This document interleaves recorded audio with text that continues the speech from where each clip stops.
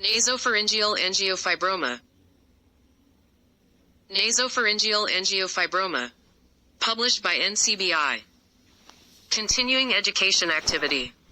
Nasopharyngeal angiofibroma is a rare highly vascular tumor within the posterior nasal cavity found almost exclusively in adolescent boys.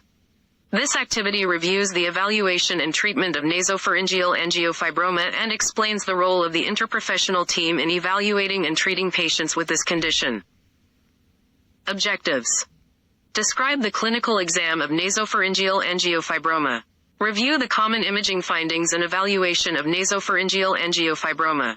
Summarize the treatment and management options available for nasopharyngeal angiofibroma. Outline the importance of coordinating interprofessional care in the evaluation and treatment of nasopharyngeal angiofibroma to improve patient outcomes. Introduction. The earliest known documentation of nasopharyngeal angiofibroma, NA, dates to Hippocrates in the 5th century BC. 1. Commonly referred to as juvenile nasopharyngeal angiofibroma, JNA. It is also known as juvenile angiofibroma, JAF, or fibromatous or angiofibromatous hamartoma of the nasal cavity. 2.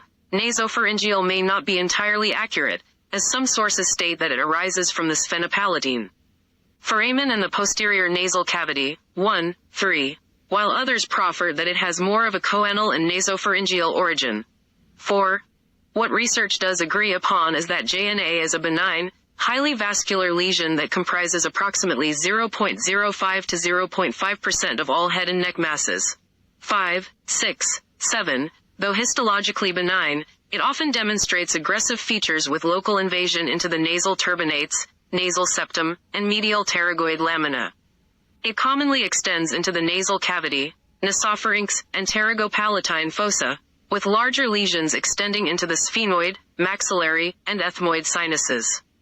They can also demonstrate extension through the inferior orbital fissure, and into the masticator space through the infratemporal fossa. Severe disease is likened to have orbital and intracranial involvement, seen in approximately 10 to 37% of cases. 8. As previously mentioned, JNA is a highly vascular lesion, with one or more arterial vascular pedicles. The most common primary arterial supply is the internal maxillary artery, a branch of the external carotid artery. 9. Larger lesions may invoke multiple feeding arteries, with even bilateral involvement. The ascending pharyngeal artery is the second most common sizable supplying branch of the external carotid artery, with additional accessory arteries including the middle meningeal, accessory meningeal, and facial artery branches. Research has also described the recruitment of internal carotid artery branches, most commonly the Vidian artery, and to a slightly lesser extent the ophthalmic artery. 10. Etiology. The etiology of JNA is not well understood, and still often debated. There are a few different hypotheses currently in the literature, primarily revolving around a vascular source, such as an AVM, or a remnant of the first bronchial arch. 5. This first bronchial arch remnant could also help explain the typical location of the nasopharyngeal angiofibroma, as incomplete regression can leave remnants in or near the sphenopalatine foramen. The expression of vascular growth receptors, primarily vascular endothelial growth factor, VEGFR2, also helps explain the highly vascular nature of the mass. Others have connected JNA to a hormonal influence affecting the proliferation of vascular erectile tissues following repeated microhemorrhages and repair. 5. 11. Previous studies have reported the presence of androgen, estrogen, and progesterone receptors. Some hypothesize this is the reason for the predominant adolescent male incidence, as the increase in androgen production in puberty stimulates the growth and vascular expansion of the tumor. Others have shown that tumor growth can occur at any time, even after treatment, from testosterone administration. This concept has support from case reports of nasopharyngeal angiofibroma in older women that have since down-regulated their estrogen and progesterone production, suggesting that estrogen has a protective effect, but further confounded by case reports of nasopharyngeal angiofibroma being discovered in pregnant females, suggesting that androgen influence is not important. Thus, the importance of hormonal influence remains unclear. 12. Nasopharyngeal angiofibroma has also correlated with genetic anomalies and other disorders. There have been reports of chromosome 17 deletions. 13. The most significant interest in these deletions is their association with the TP53 suppressor gene, as well as the human epidermal growth factor receptor 2, HER2, involving the HER2/neu oncogene, both well known in the realm of tumor growth and malignancy. Other nasopharyngeal angiofibroma associations reported include familial adenomatous polyposis, FAP, and Gardner syndrome, with an altered APC gene expression in this subset of nasopharyngeal angiofibroma. 14. Another association with recent documentation is with human papillomavirus, HPV, infection. HPV is known to be associated with head and neck squamous cell carcinoma. It is also known for its tumorigenic effect, similar to the Epstein-Barr virus, raising the question if there could be an association with nasopharyngeal angiofibroma. A small study demonstrated a strong association between JNA and HPV, with the presence of HPV-specific proteins and DNA within the nasopharyngeal angiofibroma tissue, without concomitant infection in the control group's adenoidal tissue. 15. Given the rising incidence of HPV infection worldwide, this raises concern for an increase in JNA, with implications in developing possible preventative practices. However, given the limited amount of current evidence, further study is recommended. Epidemiology. Nasopharyngeal angiofibroma is seen almost exclusively in adolescent males, accounting for approximately 0.05 to 0.5% of head and neck tumors, and a reported incidence ranging from 1 in 150,000 to 1 in 1,500,000. 3, 4, 5, 16. There are also reports that individuals from India and the Middle East appear to have an increased incidence when compared to those of European descent. 2. The typical age range of JNA is 9 to 25 years. And though there have been case reports of NA diagnoses in older males, this is still considered a rare occurrence. 17. There are also rare reports in females. In these cases, further immunohistochemical and genetic testing should be pursued given its rarity, as genetic mosaicism could serve as a potential predisposing factor in these women. 2. 12. Pathophysiology. Nasopharyngeal angiofibroma characteristically demonstrates angiogenesis and vascular proliferation situated within the posterior nasal cavity, sphenopalatine foramen, and nasopharynx. There are suggestions that hormonal influences, chromosomal abnormalities, and overexpression of vascular growth factor receptors play a role. But much of this is still open to debate, and the exact mechanism remains unknown. Given the extensive vascularity of this tumor, recruitment of adjacent arterial supply and aggressive growth can cause osseous erosion and extension into the orbits, skull base, frontal and middle cranial foci, and other high-value territories that can make treatment difficult. Histopathology.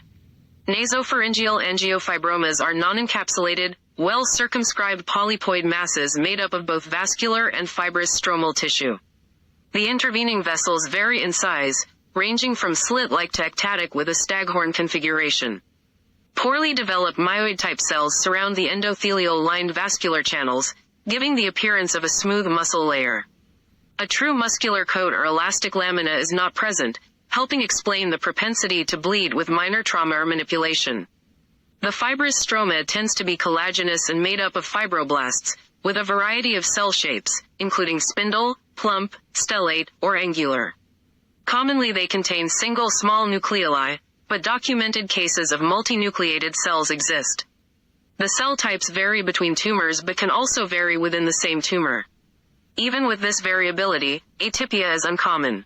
Meiotic activity is also atypical, and though non-encapsulated, the mass is surrounded by an overlying epithelial layer, often respiratory epithelium. This epithelial layer can demonstrate various reactive changes such as inflammatory cell infiltration, granulation tissue formation, ulceration, and squamous cell metaplasia. Nervous and glandular tissue can be seen within the examined section, though believed to be secondary to entrapment during tumor growth. Electron microscopy further emphasizes the propensity for hemorrhage and classification as a vascular malformation. This concept has support from the discontinuous basement membrane, irregular surrounding smooth muscle layer, and lack of parasites. The single-layer endothelium of the vascular channels expresses many of the expected vascular markers such as CD34, CD31, von Willebrand factor, and endoglin. 2, 18. This positivity of endoglin has also been suggested to correlate with recurrence and overall density of the vascular tissue component of the mass. 19. History and physical. The most common presentation is an adolescent male with chronic unilateral nasal obstruction. Also, painless, unprovoked epistaxis is common. Other presenting complaints consist of headache and rhinorrhea, and when the mass is large and invasive, proptosis, visual disturbance, cranial nerve palsy, eustachian tube dysfunction, and facial deformity may occur. On physical exam, a mass is generally visible within the nasal cavity. Evaluation.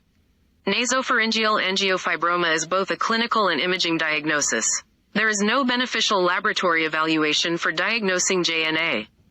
Clinical exam with nasal endoscopy will demonstrate a firm, friable, reddish, or reddish-purple mass within the nasal cavity. Imaging evaluation is primarily performed with either computed tomography, CORT, or magnetic resonance imaging, MRI, though radiographs can demonstrate a bowing or anterior displacement of the posterior wall of the maxillary sinus from mass effect. Contrast-enhanced CT will demonstrate an avidly enhancing soft tissue mass within the posterior nasal cavity near the sphenopalatine foramen with extension to and or beyond the nasopharynx, pterygopalatine fossa, and adjacent sinuses. Depending on tumor size, the opacification of the sphenoid sinus, or even the maxillary sinus, S, and ethmoid air cells can be seen either from obstruction or infiltration. Bone kernel post-processing will aid in the evaluation of osseous remodeling or destruction. Expansion of the nasal cavity, pterygopalatine fossa, and anterior bowing of the posterior wall maxillary sinus can present secondary to mass effect. Osseous destruction also occurs in more aggressive tumors, especially those involving the skull base and intracranial extension. Further evaluation with CT angiography can help determine the extent of vascularity and vascular supply for preoperative planning. Examination for unilateral enlargement of the external carotid and/or internal maxillary artery can help delineate the situs of the vascular source. Traditional cerebral angiography can also help with determining the vascular source, especially if there are multiple feeding arteries. The ability to select the internal and external carotid arteries, as well as subselect different branches, can help direct preoperative management and planning. Though CT is better for the evaluation of osseous involvement and demonstrates better spatial resolution, MRI is a useful adjunct in the fact that it offers superior contrast resolution. On non-contrast sequences, NA will be heterogeneous, with intermediate T1 weighted and intermediate to high T2 weighted signal intensity. Flow voids will be present on both T1 and T2 sequences. Areas of prior hemorrhage can be seen, accentuated on susceptibility-weighted imaging. Diffusion-weighted imaging, DWI, with associated apparent diffusion coefficient, ADC, values tend to show facilitated diffusion, with elevated ADC values, 20, and as in CT, MR demonstrates intense enhancement following gadolinium contrast administration. MR is also good for distinguishing extension into the cavernous sinus, sphenoid sinus, or perineural extension through the skull base or into the orbit. MR angiography, as with CT angiography, can show an enlarged ipsilateral external carotid or internal maxillary artery but is less effective regarding evaluating a vascular source. Given the extensive vascularity of the tumor, a biopsy should not be a consideration in the diagnostic evaluation of NA, especially in a clinic setting. An unwarranted biopsy can result in significant morbidity and even mortality from blood loss following the procedure. Treatment, management. Treatment of choice and standard of care is surgical resection of the tumor. Attribution of the oldest reported surgical treatment of JNA is to Hippocrates, recorded as a longitudinal splitting of the ridge of the nose, 21. Due to the extensive vascularity of the tumor, many patients are treated with preoperative embolization to minimize the risk of intraoperative hemorrhage and related complications. This also allows for improved identification of vascular supply, especially delineation of external and internal carotid artery feeding vessels, and is also beneficial if a staged or segmented procedure is under consideration.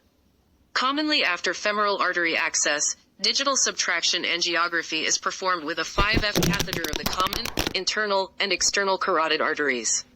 The artery or arteries that are best seen supplying the tumor are then sub-selected with a 3F microcatheter. Embolization materials include gelatin sponge, particles, and microcoils. Particle size varies, but the preferred size is 300 to 500 micrometers to reduce the risk of non-target embolization with smaller particles in the event of an external internal carotid artery communication within the tumor. Microcoils are useful if a more precise placement is required, such as in the setting of an external to internal carotid artery communication, or a branch artery from the internal carotid artery where non-target embolization may have more severe complications. Some branches are avoided altogether based on their proximity to cranial nerves to minimize the risk of iatrogenic cranial nerve injury. Preoperative embolization appears to be most effective for higher stage tumors with a more robust vascular supply, with less additional benefit in tumors at a lower stage. Early on, the most common open surgical approach performed was a lateral rhinotomy, 21-22. Now, many avenues of approach exist for removal of nasopharyngeal angiofibroma, and in some instances, multiple may need to be used, such as transpalatal, transfacial, transnasal, sublabial, Lefort eye, transmaxillary, and infratemporal surgical corridors. 7. When possible, many cases now are treated endoscopically with an endonasal approach and may be augmented with an anterior maxillotomy or other craniotomy approaches, as needed. 23. Controlled hypotension while under general anesthesia is typically employed, with epinephrine to contract the nasal mucosa and improve the operative view. During the endonasal approach, parts of the inferior and middle turbinates may need to be resected to improve visualization. Also, depending on tumor size, the ethmoid air cells and maxillary ostium may need to be opened for further access to tumor boundaries, especially when removal of the posterior wall of the maxillary sinus is needed to access the pterygopalatine or infratemporal foci. 24. The strategy regarding these masses is to determine the periphery and extent of the tumor by dissecting around the margins, with as little manipulation as possible of the tumor itself. This approach allows the identification of key anatomic landmarks while keeping the tumor on block. Upon stripping the tumor away from the periosteum, the embolized and thrombosed feeding vessel can be dissected away and separated, allowing the delivery of the resected mass. There are a few instruments that aid in this process. Monopolar and bipolar electrocautery can help decrease blood loss from minute feeding vessels as it cauterizes while it cuts, but it also leads to damage to surrounding tissue. To offset this, ultrasonic cautery is an option as it causes less thermal damage to surrounding tissue, which requires an additional sublabial or transmaxillary approach due to the larger size of the instrument. Laser-assisted endonasal cautery and dissection have also been demonstrated, using an ND YAG laser as an additional option for more focused cautery. 21. Another option for a dissection instrument that does not generate as much heat is to use radio frequency energy to disrupt the immediately surrounding tissues to develop the dissection plane. 23. In the setting of large tumors, it may be beneficial to remove them in a staged, segmented approach based on vascular territory.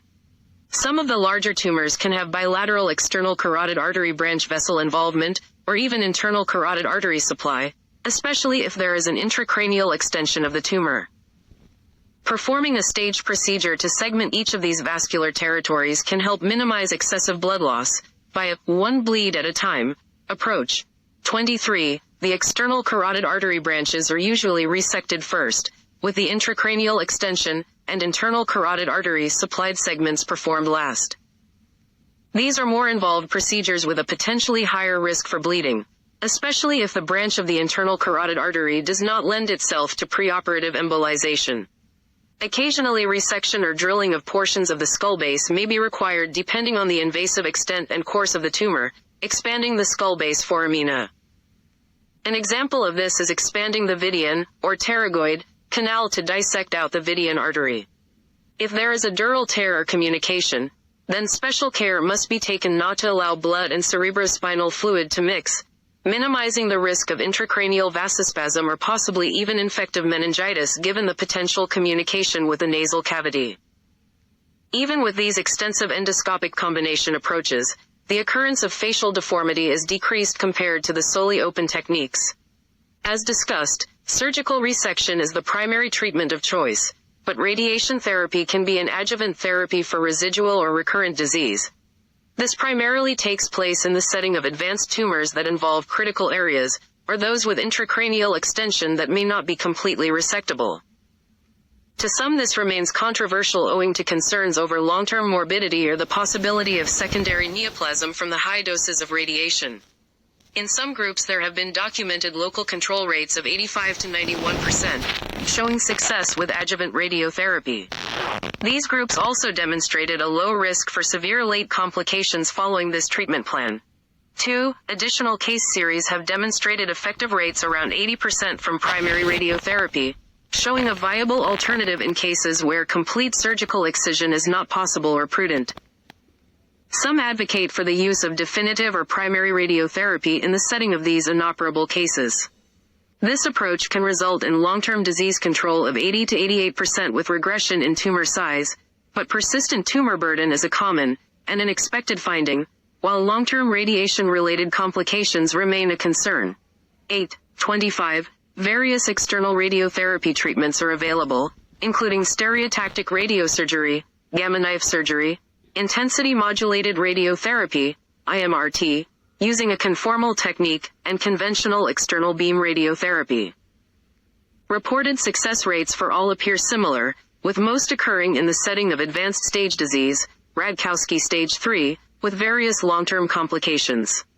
The conformal technique seems to offer a better option when comparing disease control balanced with limited long-term morbidity. 8. Besides long-term complications from radiation, reoperative or post-operative morbidity is also a concern following radiation therapy. Changes in the surgical bed with increased tissue friability following radiation can lead to increased morbidity and surgical complications. One example of this is delayed CSF leak with rhinorrhea following surgical resection and stereotactic radiosurgery requiring multiple additional endoscopic procedures for surgical repair of the CSF leak. 26. Though radiation therapy can result in tumor regression, initial preoperative radiotherapy can lead to increased surgical morbidity. Hormonal therapy in the way of androgen receptor blockers such as flutamide is an additional possible adjuvant therapy. These have been shown to help reduce tumor size prior to surgical resection or in the setting of recurrence, but do not have curative results on their own. 27. Limited evidence is available regarding the use of chemotherapy, cytotoxic drugs in the treatment of JNA. Of the little data that is available, patient responses range from no recurrence to partial response, advocating for additional research into the use of cytotoxic drugs as a therapy regimen. 27. Differential diagnosis. Olfactory neuroblastoma, esthesia neuroblastoma, avidly enhancing nasal cavity mass of the olfactory neuroepithelium that can have similar presenting symptoms and age of onset. These tumors can have a dumbbell appearance on imaging with intracranial extension in the waist centered at the cribriform plate. They can demonstrate intracranial cysts, restricted diffusion, and areas of necrosis. Olfactory neuroblastoma is much more common in females than is JNA. Rhabdomyosarcoma, soft tissue sarcoma of the striated muscle. When occurring in the head and neck, the most common site is within the orbit, but also parameningeal sites such as nasopharynx, pterygopalatine fossa, middle ear, paranasal sinuses, or parapharyngeal space have been described. This condition is typically a malignancy of younger patients, with 70% occurring younger than 12 years, and 40% occurring younger than 5 years.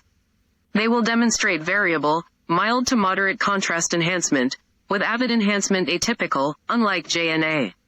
They will also typically restrict diffusion, which can be another discriminator. Sinonasal polyp. Inflammatory polyp that can become hypervascular following repeated injury but will have less vascularity relative to JNA. The most common is the antrachoanal polyp, originating from the maxillary sinus and extending through the maxillary ostium into the nasal cavity. Sinonasal polyps can also originate from or extend into the nasopharynx. However, they will typically not extend into the sphenopalatine foramen or pterygopalatine fossa. Osseous remodeling is smooth, not destructive. Polyps will demonstrate peripheral enhancement without central enhancement, unlike nasopharyngeal angiofibroma.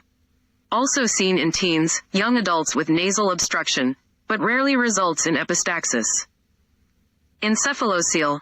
Meninges covered outpouching of brain parenchyma and CSF that protrudes through a skull-base defect. The nasoethmoidal, nasopharyngeal variant can present as a nasal cavity mass. These are generally more anteriorly positioned than JNA and are non-enhancing. Nasopharyngeal carcinoma. This is a mucosal tumor that arises in the superolateral aspect of the nasopharynx within the fossa of Rosenmuller. It is a malignancy primarily of adults, with a peak incidence of 40 to 60 years, and rare in the pediatric, adolescent group. It has a strong EBV association. This tumor demonstrates a mild homogeneous enhancement pattern, unlike the avid enhancement of nasopharyngeal angiofibroma. Also a destructive lesion, however, unlike nasopharyngeal angiofibroma, it is prone to infiltrating the parapharyngeal fat and other deep facial soft tissues. Often it will demonstrate more extensive osseous destruction, including the clivus and into the cavernous sinus. Radiation oncology. As described above, radiotherapy is primarily an adjuvant treatment in the setting of residual or recurrent disease. It can, however, be the primary treatment modality if a tumor is deemed unresectable based on its extent of invasion and the critical structures that it involves. Reports of local control rates with radiation alone are around 73 to 87.5%. 8. External beam radiation is used in the form of IMRT in a conformal technique to limit radiation exposure and doses to nearby optic nerves, optic chiasm, lens, retina, brain, brainstem, spinal cord, and salivary glands as compared to conventional radiotherapy. Various case series involving radiotherapy treatments prescribe a typical dose range of 30 to 50 grays, at 1.8 to 2 grays per daily fraction.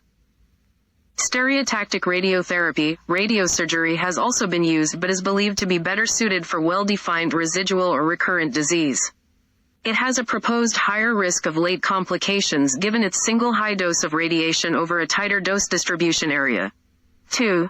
There are case reports of successful use of gamma knife surgery, one such describing 17 grays supplied to the 50% isodense line of tumor margin in a focus of recurrence that had a volume of 6.8 centimeters. 7. Still, limited data exist regarding treatment efficacy and long-term complications of stereotactic radiosurgery. Staging. Various systems have been proposed for staging and classifying nasopharyngeal angiofibroma to aid in decision-making for surgery and adjunctive treatment. The most commonly used today are the Radkowski and Andrews-Fish staging systems, primarily for their impact on surgical approach and recurrence outcome. 5. Most recently, the UPMC system was proposed focusing on endoscopic staging, considering current surgical approaches and the nature of the tumor.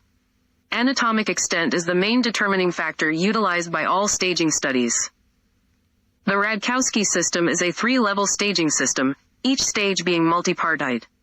Stage IA disease is confined to the nasal cavity and nasopharyngeal vault, with extension into the sinuses classifying stage IB disease. Extension into the pterygopalatine fossa is the discriminating factor for stage 2, with minimal extension determining stage IA, and stage IB when it involves the entirety of the fossa. Stage IC is when it extends into the infratemporal fossa or posterior to the pterygoid plates. Advanced stage 3 disease involves the skull base and intracranial extension.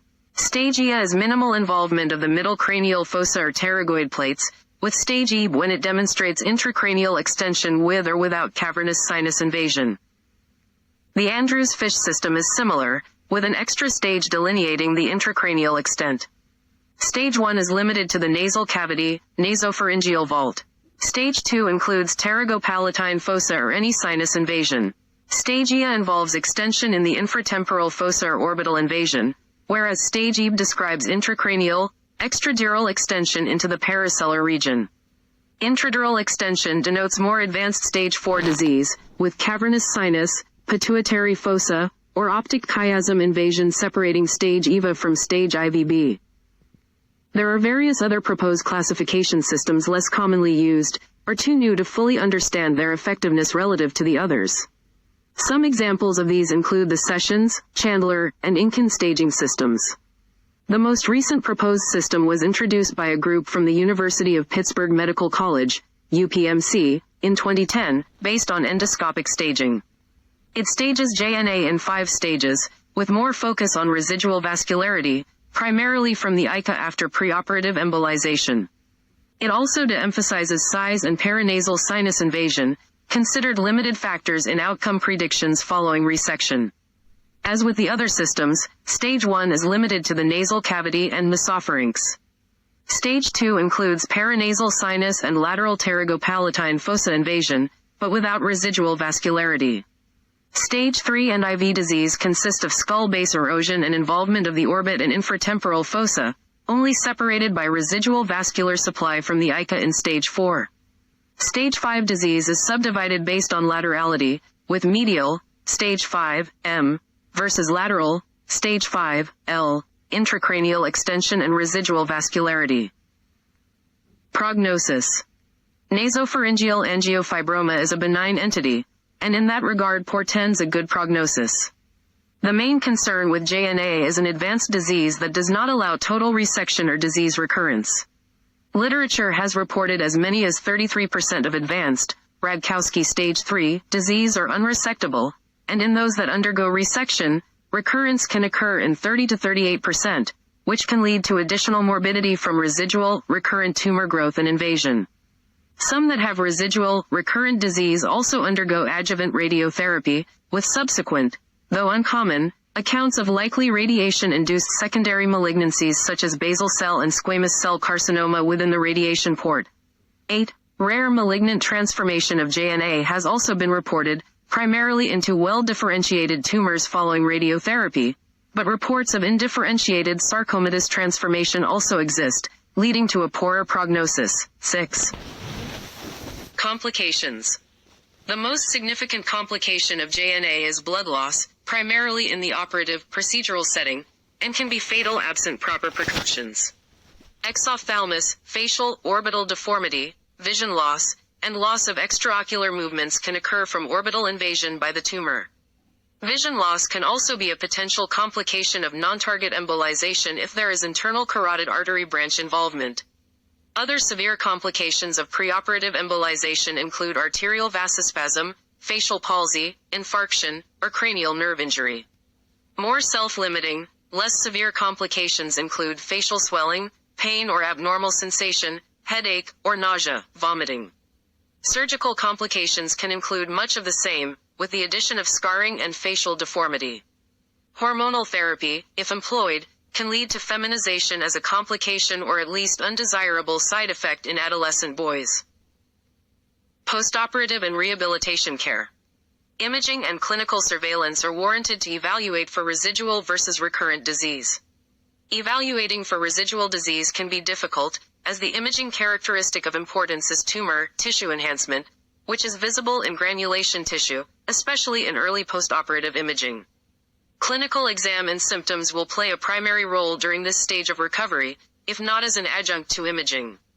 Most recurrences are reported to occur within the initial 6 to 36 months. 7. This situation leads to performing annual, or as often as biannually, follow-up for at least 4 years following surgery. Consultations. On initial evaluation by their pediatrician, family medicine, or other primary care provider and there is clinical suspicion for a nasopharyngeal angiofibroma, a request for imaging is necessary to be placed in conjunction with a consult for an otolaryngology, ENT, referral. Further evaluation by ENT with nasal endoscopy and imaging evaluation is warranted. Interventional radiology or neuroendovascular surgery consult will also be prudent during the preoperative planning phase, as well as for preoperative embolization if necessary. Pearls and other issues. Nasopharyngeal angiofibroma is a clinical and imaging diagnosis. Understanding the demographics and clinical presentation can potentially lead to earlier diagnosis and treatment. Unfortunately, JNA is a slow-growing lesion and can be asymptomatic for a prolonged period depending on its specific pattern of growth and involvement in the patient, thus leading to more advanced disease at initial presentation. The slow-growing nature also leads to the chronicity of symptoms of at least 6 months or more. 2. Prompt imaging and specialty referral lead to early treatment primarily through surgical resection, utilizing preoperative embolization to decrease blood loss and related surgical complications. Radiation, hormonal therapy, and chemotherapy have predominantly adjuvant roles either in the setting of recurrent or unresectable residual disease, or potentially to reduce tumor size before surgery. At this time, hormonal and cytotoxic drug therapies have limited data regarding efficacy, and further study is warranted. Enhancing healthcare team outcomes.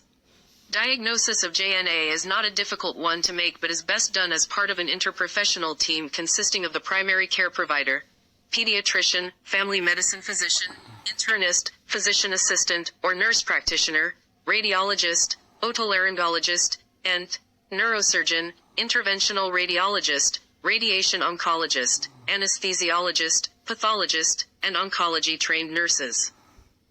Patients, and more importantly, family members, should receive education on the classic signs and symptoms of nasopharyngeal angiofibroma. If an adolescent male friend or family member is having recurrent unprovoked nosebleeds or chronic nasal congestion, obstruction that doesn't improve with allergy medication, then it is recommended to be evaluated by their primary care provider. Patients should be made aware of the treatment options and complications, especially the bleeding risk associated with surgery. There should be an emphasis on the fact that this is not a malignant lesion and has high cure rates and long-term survival if treated appropriately. Nursing staff with appropriate training can be excellent resources in providing information and education to patients and their families as well as coordinating follow-up. The primary method of treatment is surgical resection, and depending on the stage and characteristics may require preoperative embolization or adjuvant radiotherapy. Treatment failure is determined by recurrence, occurring in up to 37% of patients. Recurrence most commonly occurs within the first 3 years following surgery, requiring annual or biannual clinical and imaging surveillance for at least 4 years following surgery. 7. This approach can lead to subsequent surgery or radiotherapy, which can improve treatment response, but also raises the risk of treatment complications. Maintaining an interprofessional approach can improve overall patient care, safety, and outcomes. Nasopharyngeal angiofibroma requires an interprofessional team approach, including physicians, specialists, and specialty-trained nurses, all collaborating across disciplines to achieve optimal patient results.